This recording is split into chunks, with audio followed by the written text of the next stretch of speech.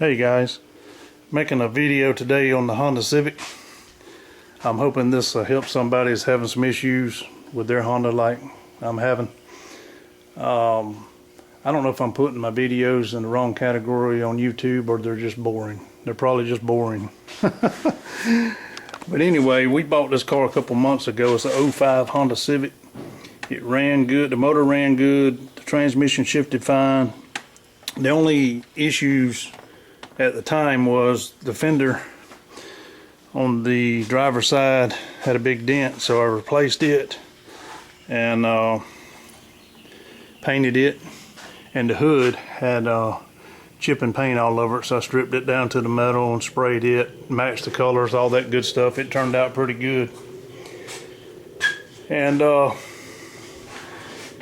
so while we were driving the car, it started running hot at idle, which is rare for a car with radiator fans. They usually run hot going down the road, not at idle, but this car would get the operating temperature going down the road at 188. So I replaced the thermostat and the two temperature sensors, one for the fan, one for the gauge. That didn't help anything. Still run hot at idle. So I flushed the radiator, got all the air out of the system, all that good stuff. I noticed it had good flow from the water pump through the radiator, so the water pump wasn't an issue, although I'm going to replace it. So what I ended up doing, this is the relay fuse box.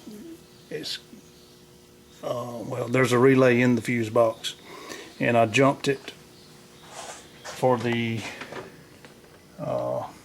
radiator fan so that it would come on when the switch is turned on and run all the time. It also has an air conditioning fan which comes on when you turn the AC on, and that didn't solve the issue either.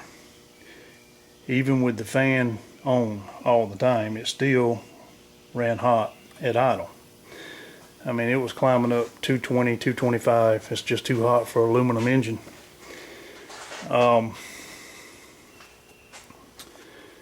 So I broke it. So, well, I've done some research and I found 3 other people with this problem,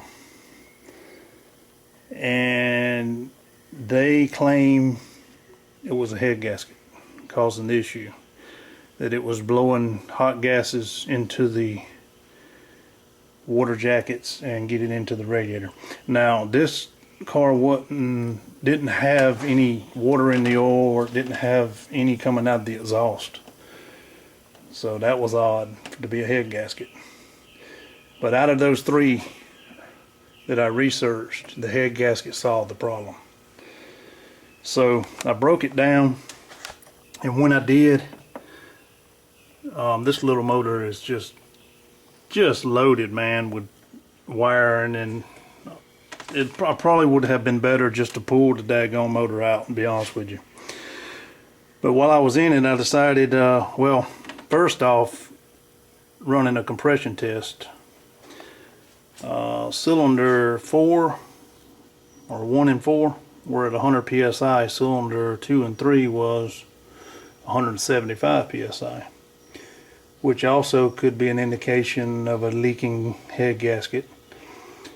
But so I decided to go ahead and hone this block out and put some rings in it.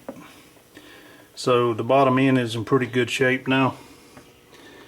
But I'm glad I ended up doing this, because when I jacked it up and pulled the tires off, I found this, which is not good. If you can see here, I had a neighbor tell me that's a toe-in problem, not a camber problem. So both tires on the front are doing that. So that's another issue that I'm gonna have to fix with the car.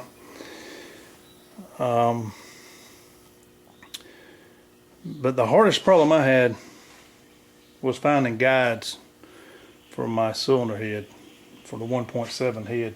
My guides were worn, had like 15 thousandths play on the intake and exhaust. You're only supposed to have 3. But looking at the head gasket after pulling the head, I don't know if this camera, I'm using a different camera today. My phone's overheating. But I really couldn't tell that this gasket was blown. Although I did see a couple spots like focus camera, like right here, that may be an issue. I'm certainly hoping what I'm doing is going to solve the overheating issue. But yeah, if you guys ever had a problem taking this front pulley off? Wow, man, that thing was stuck. I had to take a 4-foot pipe. I actually broke the timing belt trying to get that thing loose. So I made this special tool here. They do sell tools to do the job, but this goes inside of your harmonic balancer, and this nut holds it from turning while you try to loosen the bolt. Man, that was an ordeal. And while I was at it, I made a special tool to remove my valve guides. I couldn't see paying $60 for one. I got it so it'll fit inside of my air hammer. Drive the guides out. I did mill the head. Let me cut the light on here. Let's see. I did mill the head, and there really wasn't anything wrong with the head itself. So my guides are supposed to be here today, so hopefully I can